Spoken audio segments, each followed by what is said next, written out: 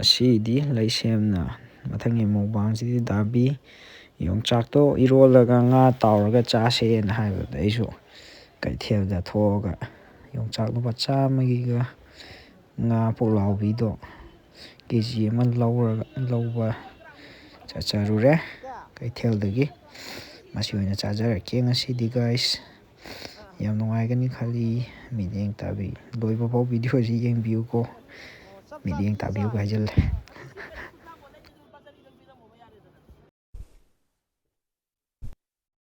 ꯉꯁꯤ ꯗꯥꯕꯤ ꯍꯥꯏꯔꯣꯔꯥ ꯑꯗꯣ ꯅꯪ ꯗꯥꯕꯤꯅ ꯍꯥꯏꯔꯒꯗꯤ ꯋꯥꯍꯪ ꯑꯟꯁꯔ ꯀꯣꯏꯁꯟ ꯇꯧꯔꯛꯇꯣꯏꯅꯦꯀꯣ ꯑꯟꯁꯔ ꯇꯧꯔꯛꯇꯣꯏꯅꯤꯀꯣ ꯍꯜꯂꯣ ꯒꯥꯏꯁ ꯉꯁꯤꯗꯤ ꯑꯩꯈꯣꯏꯒꯤ ꯚꯤꯗꯤꯑꯣꯁꯦ ꯀꯩꯅꯣ ꯂꯩꯁꯦꯝꯅ ꯁꯖꯦꯁ ꯇꯧꯔꯛꯄ ꯀꯔꯤꯅꯤꯀꯣ ꯁꯤꯁꯦ ꯌꯣꯡꯆꯥꯛ ꯑꯃ ꯏꯔꯣꯜꯂꯦ ꯑꯗꯒꯤ ꯀꯩꯅꯣꯝꯃ ꯑꯩꯈꯣꯏꯒꯤ ꯉꯥꯁꯦ ꯑꯩꯈꯣꯏꯁꯦ ꯄꯨꯛꯂꯥꯎꯕꯤ ꯃꯥꯜꯂꯦꯀꯣ ꯁꯤꯁꯦ ꯄꯨꯛꯂꯥꯎꯕꯤ ꯑꯣꯏ ꯃꯥꯜꯂꯦ ꯉꯁꯥꯏ ꯑꯩꯅ ꯂꯩꯔꯛꯈꯤꯕꯗꯣ ꯑꯗꯨꯒꯨꯝꯕ ꯄꯨꯝꯇꯥꯎ ꯑꯃ ꯇꯥꯎꯖꯔꯦ ꯑꯗꯣ ꯀꯣꯠꯅꯕꯁꯦ ꯀꯩꯅꯣꯝ ꯍꯥꯏꯕꯅꯤ ꯈꯪꯗꯦ ꯀꯣꯠꯅꯕ ꯑꯃ ꯌꯥꯎꯔꯦ ꯑꯗꯣ ꯁꯤ ꯑꯣꯏꯅ ꯆꯥꯖꯔꯛꯑꯒꯦ ꯉꯁꯤꯗꯤ ꯑꯗꯣ ꯅꯪꯒꯤ ꯁꯩꯔꯦꯡ ꯑꯃ ꯂꯩꯗꯥꯏꯅꯦ ꯃꯃꯥꯅ ꯊꯦꯟꯕꯗ ꯄꯤꯛꯏꯉꯩꯗ ꯃꯃꯤꯡꯗꯣ ꯀꯩ ꯍꯥꯏꯕ ꯃꯃꯤꯡꯗꯣ ꯑꯉꯟꯕ ꯑꯌꯨꯛ ꯍꯥꯏꯕ ꯅꯠꯇ꯭ꯔꯥ ꯑꯌꯨꯛ ꯑꯉꯟꯕ ꯑꯣꯀꯦ ꯑꯗꯨꯒꯤ ꯁꯩꯔꯦꯡꯗꯣ ꯃꯌꯥꯝ ꯃꯥꯡꯗ ꯑꯝꯇ ꯄ꯭ꯔꯖꯦꯟ ꯑꯝꯇ ꯇꯧꯔꯝꯃꯣ ꯊꯤꯗꯣꯛꯑꯝꯃꯣꯁꯦ ꯍꯣꯒꯦ ꯍꯥꯎ ꯑꯃꯝꯕ ꯑꯍꯤꯡ ꯍꯧꯒꯔꯦ ꯅꯣꯡꯄꯣꯛ ꯆꯤꯡꯈꯩ ꯉꯥꯔꯛꯑꯦ ꯍꯩꯄꯥꯟ ꯂꯩꯄꯥꯟ ꯈꯨꯗꯤꯡꯅ ꯈꯣꯏꯃꯨ ꯌꯥꯕ ꯑꯃꯣꯝꯅ ꯉꯪꯅ ꯄꯥꯏꯔꯛꯏ ꯉꯥꯡꯒꯤ ꯄꯣꯝꯁꯜꯂꯕꯤ ꯌꯥꯡꯗꯣ ꯉꯁꯤꯗꯤ ꯐꯨꯒꯥꯏꯔ ꯁꯛꯀꯥꯏꯔꯦ ꯃꯃꯥꯒꯤ ꯃꯆꯥꯂꯣꯏ ꯅꯨꯡꯁꯤꯕꯤ ꯅꯃꯥꯏ ꯅꯃꯤꯠ ꯇꯥꯊꯣꯛꯑꯣ ꯌꯥꯔꯤꯡ ꯌꯥꯏꯁꯨ ꯍꯥꯡꯗꯣꯛꯑꯣ ꯅꯪꯅ ꯄꯥꯕ ꯇꯥꯔꯒꯦ ꯌꯥꯝ ꯐꯖꯈ꯭ꯔꯦꯀꯣ ꯂꯩꯁꯦꯝꯒꯤ ꯁꯩꯔꯦꯡ ꯑꯉꯥꯡ ꯑꯣꯏꯔꯤꯉꯩꯗ ꯃꯃꯥꯅ ꯇꯝꯕꯤꯕꯅꯤ ꯑꯗꯣ ꯒꯥꯏꯁ ꯆꯥꯕꯁꯤ ꯍꯧꯔꯁꯤꯔꯥ ꯆꯥꯕꯁꯦ ꯑꯗꯣ ꯅꯪꯗꯨ ꯀ꯭ꯂꯥꯁ ꯀꯌꯥꯅꯣ ꯅꯪ ꯀꯥꯕꯗꯨꯕꯣ 5 ꯀ꯭ꯂꯥꯁ 5ꯗꯣ ꯗꯣꯃꯣꯁꯀꯣ ꯅꯠꯇ꯭ꯔꯥ ꯗꯥꯡꯖꯤꯡ ꯍꯥꯏꯕ꯭ꯔꯥ ꯑꯣꯀꯦ ꯊꯝꯃꯨꯀꯣ ꯑꯗꯨꯝ ꯏꯪꯖꯔꯛꯑꯅꯤ ꯂꯨꯝꯕꯨ ꯁꯥꯕꯅꯦ ꯑꯗꯨꯗꯤ ꯁꯦꯠꯂꯁꯤꯅꯦꯀꯣ ꯗꯦꯟ ꯂꯦꯠꯁ ꯁ꯭ꯇꯥꯔꯠ ꯑꯩꯗꯤ ꯃꯄꯥꯟꯗꯒꯤ ꯍꯥꯝꯃꯛꯑꯦ ꯈꯨꯠꯁꯦꯀꯣ ꯐꯖꯅ ꯅꯩꯔꯒꯦ ꯉꯁꯤꯗꯤ ꯇꯣꯠꯂꯒ ꯁꯤꯅ ꯉꯥ ꯑꯇꯥꯎꯕ ꯂꯣꯛꯁꯦ ꯁꯨꯡꯐ ꯌꯥꯗ꯭ꯔꯦꯀꯣ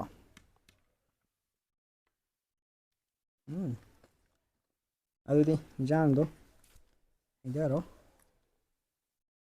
ꯍꯥꯏꯔꯣ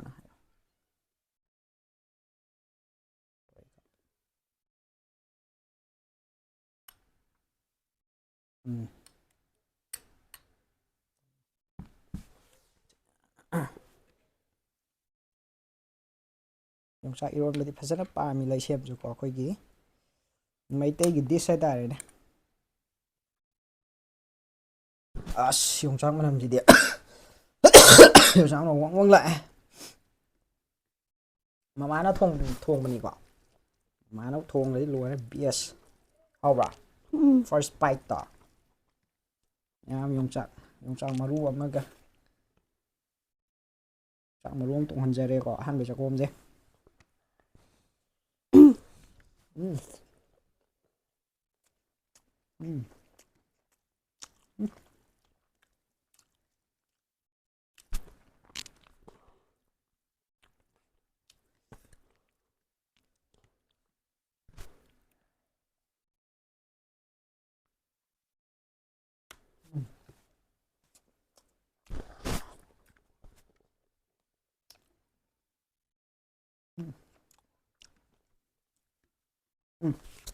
ꯑꯟꯇꯦꯗꯣ ꯑꯣꯀꯦ ꯁꯤꯅ ꯃꯣꯔꯣꯛ ꯌꯥꯏꯀꯣ ꯆꯥꯕ ꯉꯝꯕ ꯅꯠꯇ꯭ꯔꯣ ꯉꯝꯃꯦ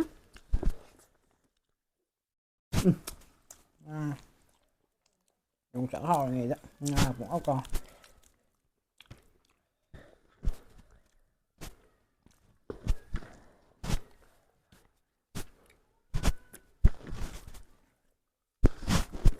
ꯃꯔꯨꯗꯣ ꯐꯖꯅ ꯃꯜꯂ ꯆꯥꯎꯀꯣ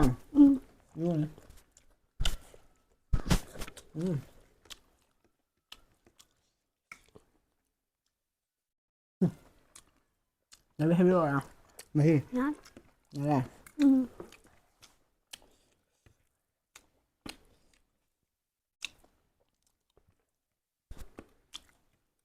Yongchak hàng gam đó. Đây mấy cái nó đậm đà.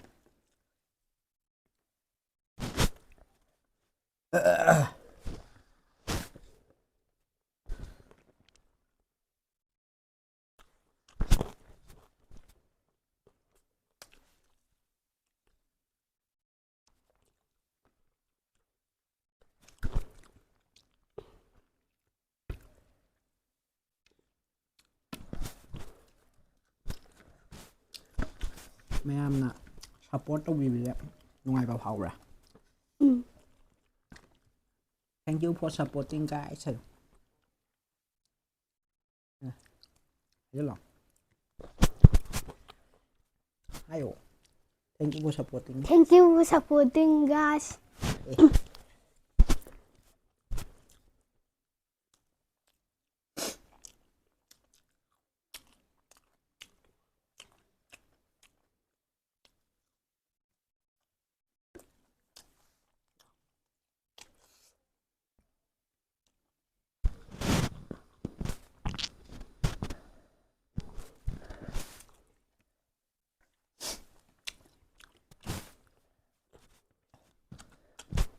Mình năm tuổi rồi.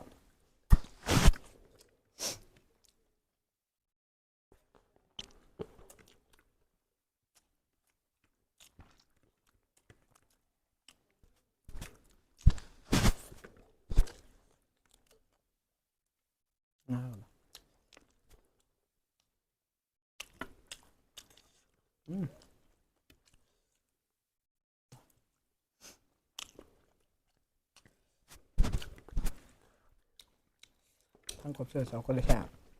Thằng cọp sữa nan cháu có.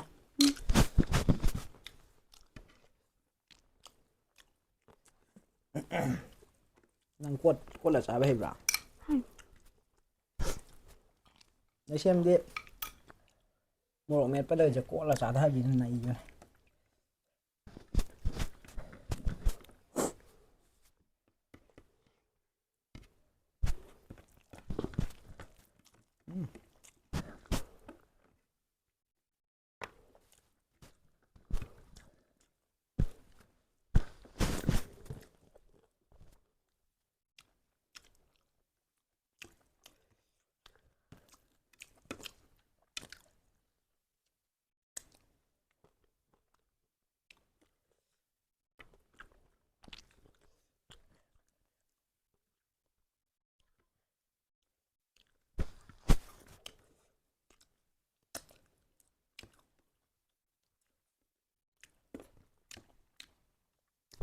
Yongchak marunong knockout sa kinika.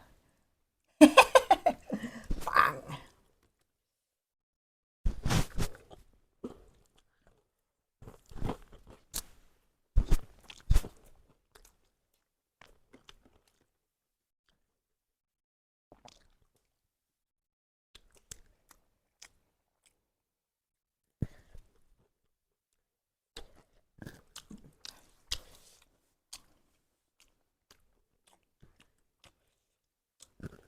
Nah, di ba ni 3x sabi da?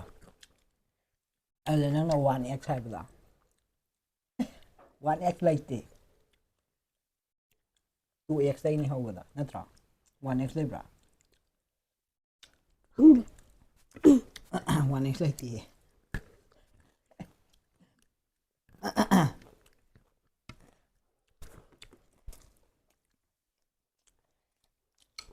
Nasa auto da di daw ka. Ito lang ito dabi ng pay ko. Ito dabi ng touchdown ito boleh. Madi chak saya. Mina pay bi chaw ya de. Yang giberal. Am hanggoy chaw ito ne ba ko. Nangi kuning da dabi da haksil ka ni ko. Ay haksil lai we. Ado guys marak thân na ko prai lam nong da koi oja sing ꯇꯥꯟꯅꯔꯒ ꯑꯩꯈꯣꯏꯒꯤ coaching centre ꯑꯃ ꯍꯥꯡꯗꯣꯛꯆꯕꯅꯦ ꯑꯩꯈꯣꯏꯒꯤ ꯑꯣꯏꯅꯀꯣ ꯑꯩ ꯏꯁꯥꯁꯨ ꯑꯗꯨꯗ faculty ꯑꯣꯏꯅ ꯂꯩꯗꯣꯏꯅꯦ ꯑꯗꯣ ꯃꯌꯥꯝꯅ ꯀ꯭ꯂꯥꯁ 9 10ꯒꯤꯀꯣ ꯐꯥꯎꯟꯗꯦꯁꯟꯒꯤꯗꯃꯛꯇ ꯌꯥꯎꯕꯤꯅꯤꯡꯕ ꯌꯥꯎ ꯇꯥꯔꯒꯁꯨ ꯍꯥꯏꯔꯤꯕ ꯁꯤ ꯀꯣꯟꯇꯦꯛ ꯅꯝꯕꯔꯁꯤꯗ ꯑꯗꯨꯝ ꯊꯣꯛꯍꯟꯖꯔꯝꯃꯒꯦ ꯁꯤꯗ ꯄꯥꯎ ꯐꯥꯎꯕꯤꯌꯣ ꯑꯩꯅ ꯏꯁꯥꯅ ꯇꯥꯛꯇꯣꯏꯅꯦ ꯑꯩꯈꯣꯏꯒꯤ ꯃꯦꯠꯁ ꯁꯥꯏꯟꯁ ꯑꯗꯨꯝ ꯀꯣ ꯃꯦꯠꯁ ꯑꯩꯅ ꯇꯥꯛꯀꯅꯤ ꯑꯗꯨꯒ ꯐꯤꯖꯤꯛꯁ ꯑꯩꯅ ꯇꯥꯛꯀꯅꯤꯀꯣ ꯂꯥꯛꯄꯤꯌꯣ ꯅꯨꯡꯉꯥꯏꯒꯅꯤ ꯌꯥꯝ ꯅꯨꯡꯉꯥꯏꯒꯅꯤ ꯈꯜꯂꯤꯀꯣ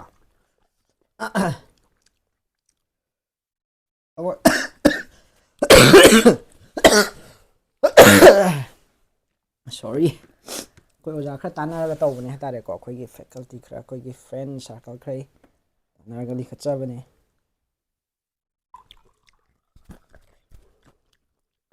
ꯑꯗꯣ ꯍꯧꯖꯤꯛꯀꯥꯟꯗꯤ ꯒꯥꯔꯤ ꯌꯥꯝ ꯃꯥꯡꯅꯩꯗꯅ ꯒꯥꯔꯤ ꯌꯥꯝ ꯃꯥꯡꯅꯕꯗꯣ ꯑꯩꯈꯣꯏꯒꯤ ꯃꯕꯨꯛ ꯃꯄꯥꯎ ꯌꯥꯝ ꯐꯕ ꯑꯩꯈꯣꯏ ꯏꯌꯥꯝꯕ ꯑꯃ ꯂꯩꯀꯣ ꯃꯥꯗꯤ GPS ꯀꯤ ꯊꯕꯛ ꯇꯧꯖꯕꯅꯦꯕ ꯃꯕꯨꯛ ꯌꯥꯝ ꯐꯕꯅꯦꯀꯣ ꯑꯩꯅ ꯁꯣꯝꯒꯤ ꯄ꯭ꯔꯣꯃꯣꯁꯟꯒꯤ ꯑꯗꯨꯒꯤ ꯗꯥꯏ ꯄꯩꯁꯥꯒꯤ ꯅꯠꯇꯦꯀꯣ ꯑꯩ ꯀꯩꯁꯨ ꯅꯠꯇꯦꯀꯣ ꯑꯗꯨꯝꯕ ꯑꯩꯈꯣꯏꯒꯤ ꯏꯌꯥꯝꯕ ꯑꯃ ꯂꯩꯕꯅꯦ ꯃꯥꯅ GPS ꯄꯥꯟꯖꯕꯅꯦꯕꯀꯣ ꯃꯌꯥꯝꯒꯤ ꯍꯧꯖꯤꯛꯇꯤ ꯒꯥꯔꯤ ꯌꯥꯝ ꯃꯥꯡꯅꯕꯅꯤꯅ GPS ꯁꯦ ꯄꯥꯟꯍꯧꯕꯅ ꯐꯩꯅ ꯈꯜꯂꯤꯀꯣ ꯒꯥꯔꯤꯈꯩꯁꯦ ꯑꯗꯣ ꯏꯌꯥꯝꯕꯗꯣ ꯑꯩꯈꯣꯏ ꯁꯨꯁꯤꯜ ꯀꯧꯋꯦꯀꯣ ꯃꯥꯒꯤ ꯏꯟꯁꯇꯥ ꯑꯥꯏꯗꯤꯗꯣ ꯑꯩ ꯊꯣꯛꯍꯟꯖꯔꯝꯒꯦ ꯃꯉꯣꯟꯗ ꯑꯗꯨꯝ ꯀꯟꯇꯦꯛ ꯇꯧꯕꯤꯌꯣ ꯑꯩꯈꯣꯏꯒꯤ ꯃꯅꯤꯄꯨꯔꯒꯤ ꯑꯣꯏꯅꯀꯣ GPS ꯌꯥꯝ ꯐꯖꯅ ꯄꯥꯟꯕꯅꯦ ꯃꯥꯁꯦ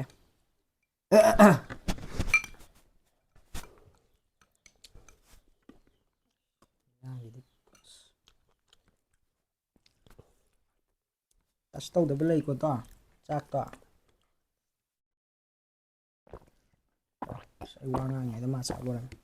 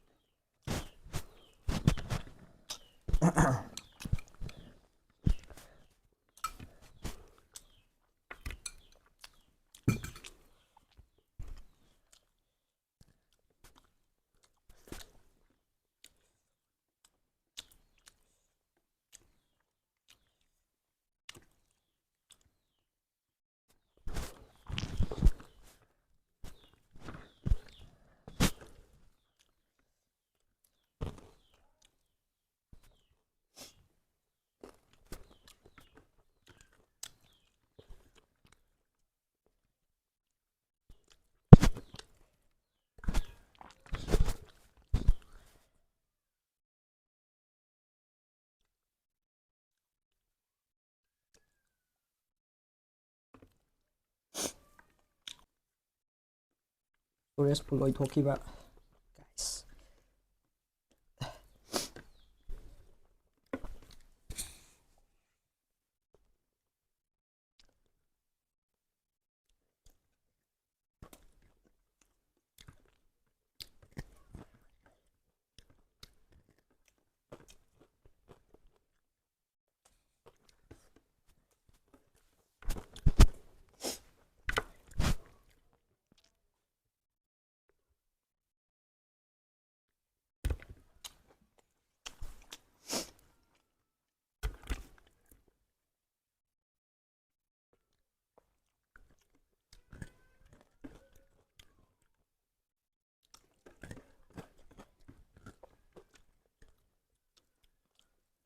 Yes, no, lên mạch.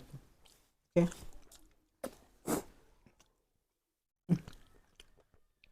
Yongchak Ironba Nga amtang sai bla knock out chắc cái tao ấy. Power đi. Kan drop power dulu siya.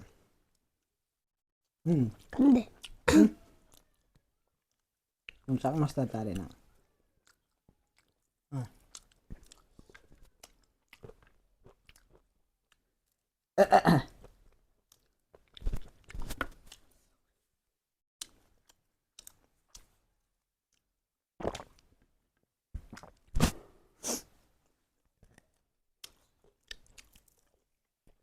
Ôn cha cái bốc xe ăn cho tao ấy bữa cô vậy. Sa bucket năm thắc chết lại mà nắm pul laga. As ngam matong pai thok. Ta sẽ ngam đấy. Nào ôn cha cái.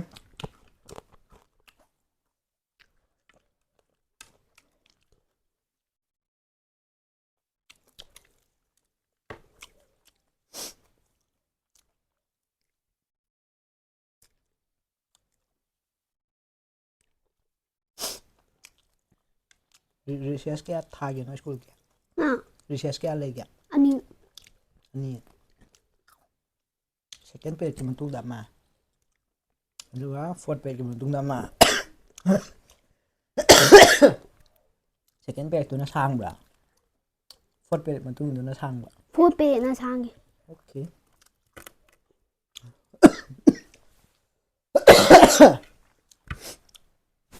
Sorry for my locks, guys.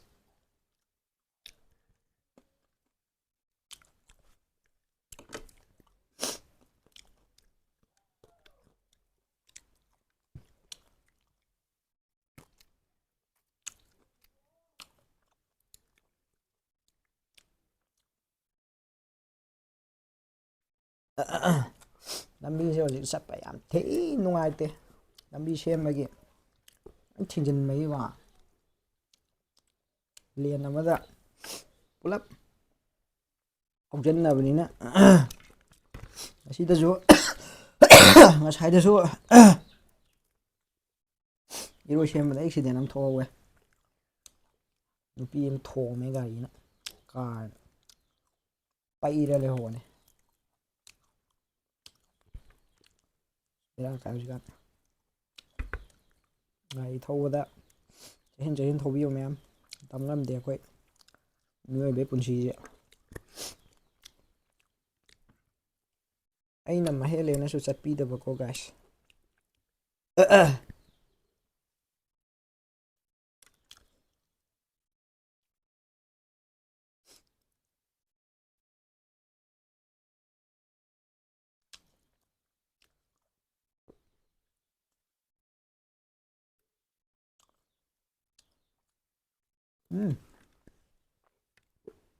Okay. Okay.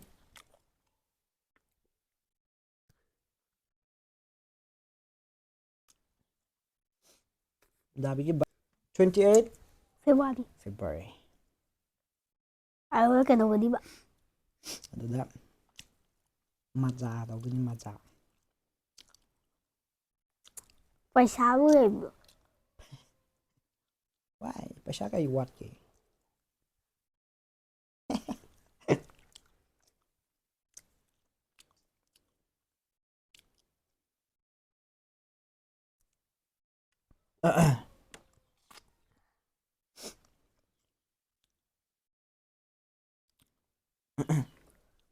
Ma'am support tagi hojik 2k di hele.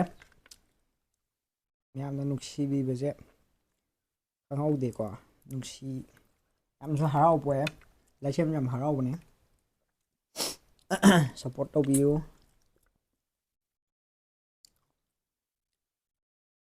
Tawbibagidamaktsu yam thagatsari ko.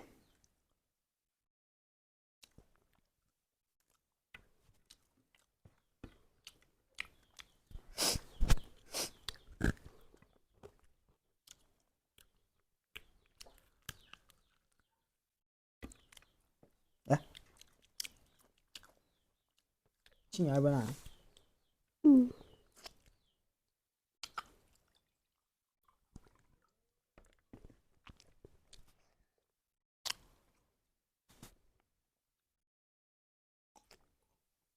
Ah, hell yeah.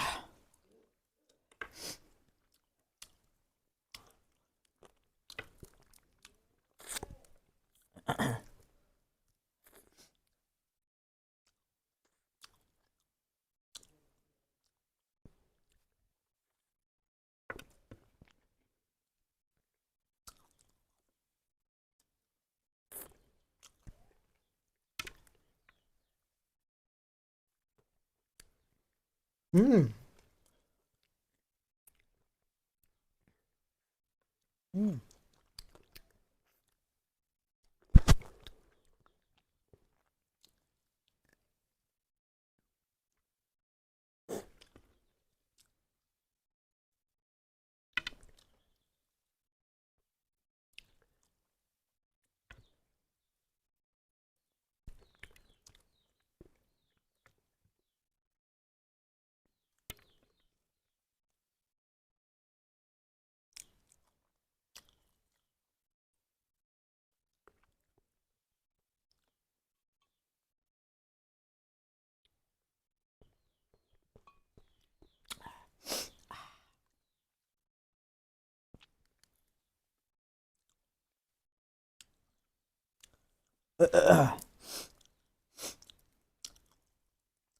Nanggi namu watch mangbudo kanan piyak ya.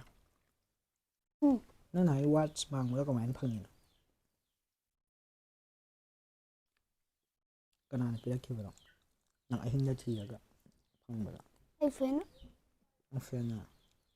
U fan. iPhone. Amin kayo. Lakshmi ra. Okay.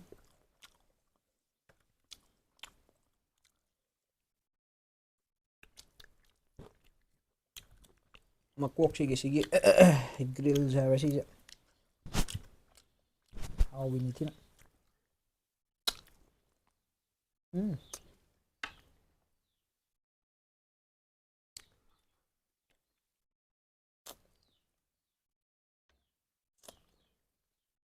Phải mà nó thái chiên kiểu đũa cay ngà này vậy. Mukama. Nga. Muka ngà. Và muka ngà lại cả bắt cha mà gini. Hậu đông là tiền bí cái ngà nấm mong cái đó. Nó có hộp rồi bỏ.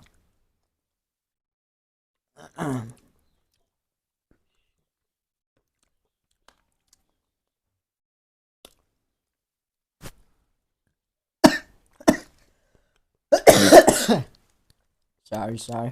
My bad.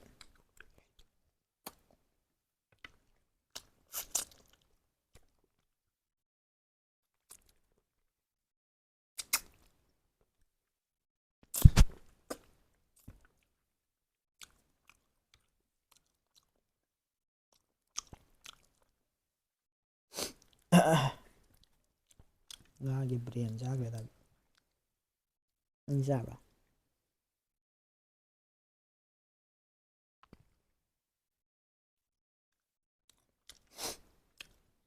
Mamito tao không này mamito. Ra ba.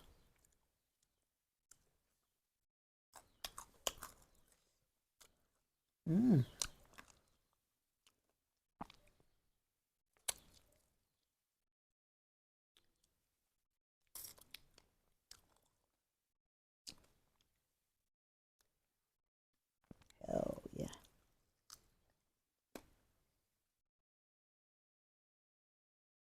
Ngà bị điện.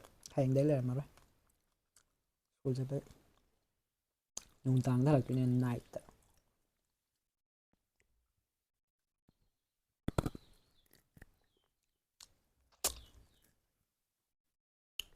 Dabi birthday đấy surprise tao rồi con nào. Surprise sắp tới lấy rồi ai birthday cả. Ai paisa bro. Adoi su. Surprise lu paisa ka tane ya bro. Atopa miyam le.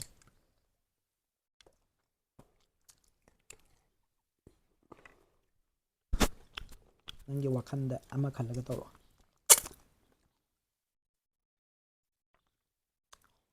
Okay. Yes or no? Yes hay o. Yes. Lấy rất tê đấy.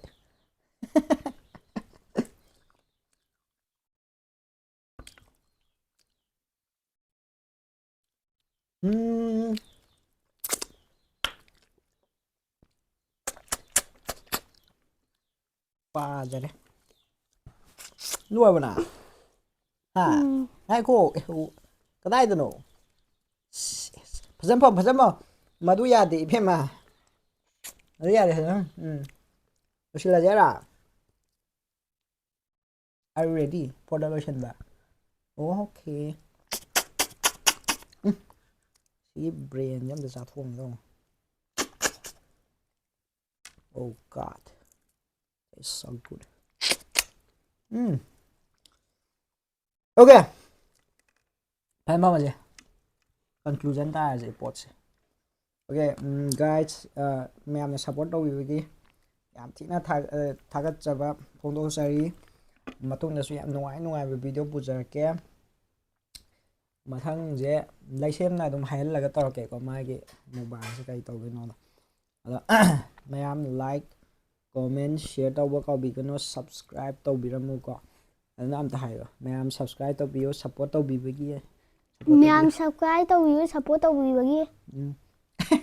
Ye nga hayo aduga bye bye tawse Ma'am subscribe to you support to you. Thank you. Thank you. Okay, guys. Bye bye. Bye bye. See you on our next video.